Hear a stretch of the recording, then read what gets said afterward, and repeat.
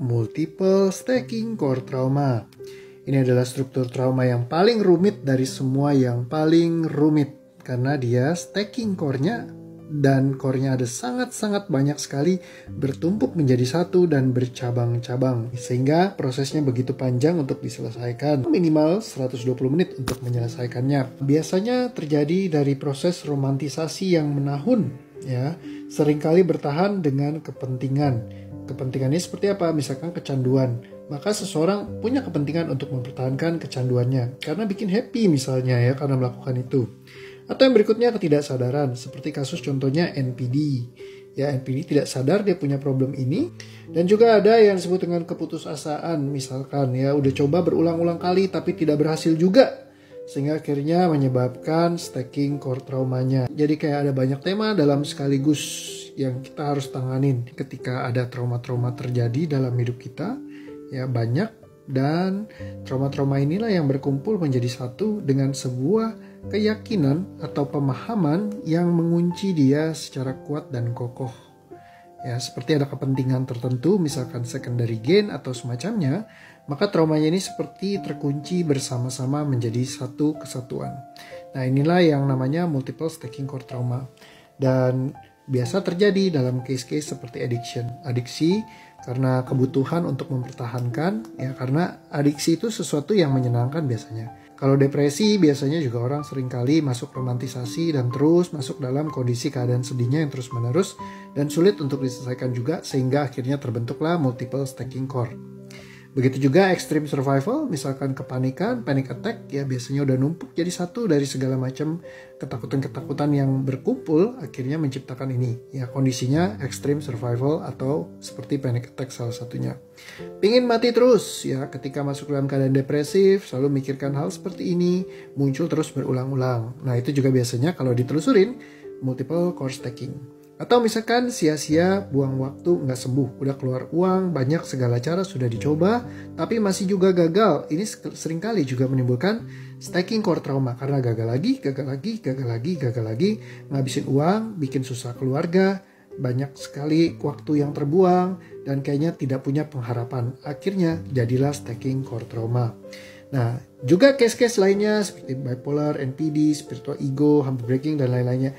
Nah, ini case-case yang biasanya tidak diketahui ya. Jadi kalau orang NPD kan mereka nggak sadar. Ataupun misalkan ego spiritual juga mereka tidak sadar.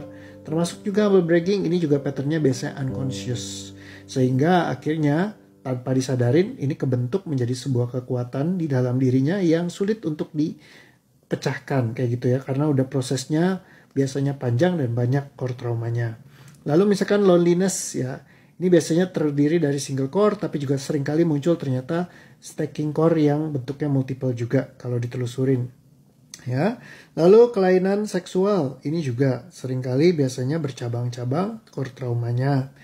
Termasuk juga kayak psikopat ya, ataupun tabiat buruk. Ya, jadi kalau misalkan tabiatnya kayaknya nggak bisa hilang-hilang gitu kebiasaan buruknya, ya ini biasanya juga dari multiple stacking core trauma.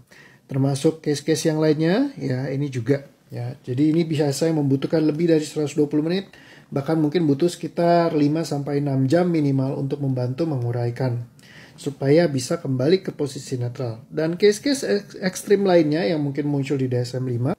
Nah, jadi kalau misalkan sudah ngerti, yang berikutnya adalah bagaimana action plan-nya. Harus pergi ke netral dulu.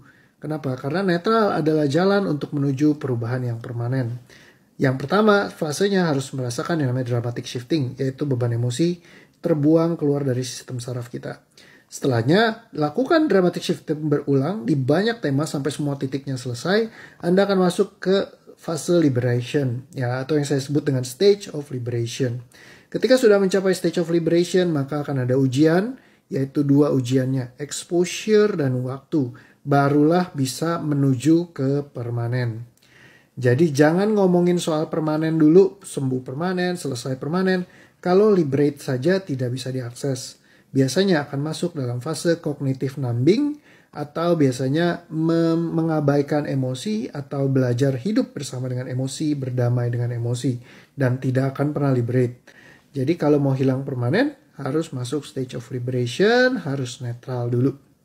Ya, kalau nggak netral, Jangan berharap akan selesai permanen. Biasanya temporer, ujungnya balik lagi, relapse lagi, relapse lagi, relapse lagi, dan relapse lagi. Jadi kalau mau permanen, harus wajib bisa menetralkan emosinya dulu, masuk ke stage of liberation-nya kita. Semoga membantu ya. Lanjut juga contoh sama bapaknya anak-anak. Kalau sekarang kan yang soal perkaranya bapak anak-anak gue udah netral kan nih. Tapi gue bakal harus bikin LP atau BAP ke kepolisian. Which is gue akan divisum untuk KDNP psikologis gitu loh. Karena guys gue udah netral gitu loh. Ini outputnya udah gimana? Just Jadi lu kalau just open it and then you close it again. Cari warung kali. ternyata susahnya begitu ya KDRT psikologis ya. Yes, because kan nggak ada physically, nggak ada visum like lu if you hit me, there's a like a mark there. Tapi kalau stick itu nggak ada. Oke, gue baru ketemu nih case kayak gini nih. Udah dinetralin dulu aja.